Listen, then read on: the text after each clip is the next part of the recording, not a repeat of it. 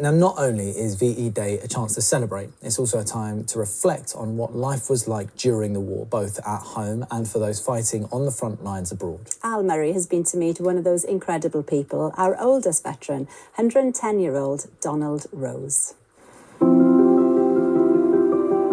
I was brought up on stories of the Second World War. My dad used to take us to battlefields rather than football. What I find so interesting about it is the drama, the stories of ordinary people doing truly extraordinary things. Donald, hello. One of those lives in a care home in Derby. Yeah, pleased to meet you. At 110 years old, Donald Rose is not only the oldest surviving VE Day veteran, he's also the oldest man in Britain. How old were you when you joined the army? I was in my 20s. Right. I joined up with the Queens. Yeah. And then I joined the Wiltshires. I've been doing my own research on Donald's incredible war record. You went to North Africa, Italy, and then Normandy, and then all the way into Germany to Belsen. That's right. Belsen was the notorious concentration camp that the British Army discovered at the end of the war. I wouldn't want nobody to do what I went through. All them boys being killed. Donald, you and your generation, you were truly amazing what you did. I could stand up and say, I've done my bit. Well, you did your bit, and there's no doubt about that. Yeah. To celebrate the 80th anniversary of VE Day this year, the care home is preparing to throw a party. Donald, I've got you a cup of tea. Naomi looks after Donald at the home and has a particular soft spot for him. Oh, Donald is 100% my hero. He's a beautiful soul inside and out. She's wonderful. Over the last 3 years, Naomi and a charity called Not Forgotten have helped Donald fulfill a bucket list of dreams. Together, they've been to St James's Palace, flown a plane, and been visited by a vintage bike club. But there's one thing remaining on the bucket list: to replace the regimental cap badge Donald lost 40 years ago.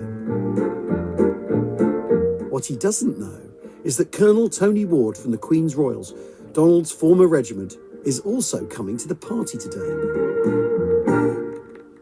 He's tracked down Donald's regimental records.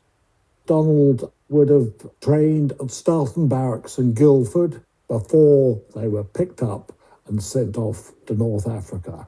What was day-to-day life as an infantryman in the desert like? Stinking hot during the summer months, but very, very cold the desert can be at night time. Yeah.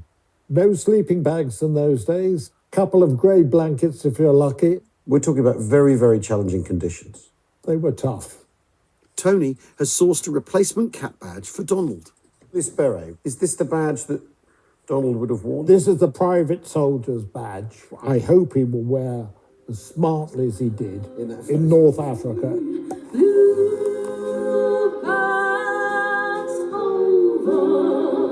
With VE Day celebrations in full swing, there's no shortage of enthusiasm from residents. Singer Annie Riley is from a charity that works with the home. These people were prepared to give their lives for us, and, you know, we have to acknowledge that and you know, make sure that they're not forgotten. Hello everyone, I'm Al Murray. I'm a comedian, some of you may know. I just want to say how wonderful it has been to meet Donald and to talk to him about his memories of his service in the Second World War. We're joined today by Colonel Tony Ward, who has a very special gift for you. 610-2575, Private Rose. I think you lost your cap badge. There we go. Amazing.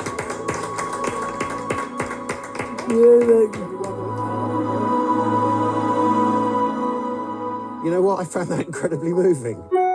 We are connected to our past through people like Donald, and getting to meet them, getting to see a thing like that is very, very precious.